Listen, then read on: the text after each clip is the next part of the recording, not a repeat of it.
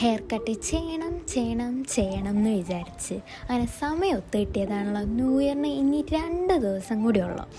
അപ്പോൾ ഞാൻ വിചാരിച്ച് എന്തായാലും ഇന്ന് തന്നെ ഇറങ്ങണം മുടി വെട്ടാൻ.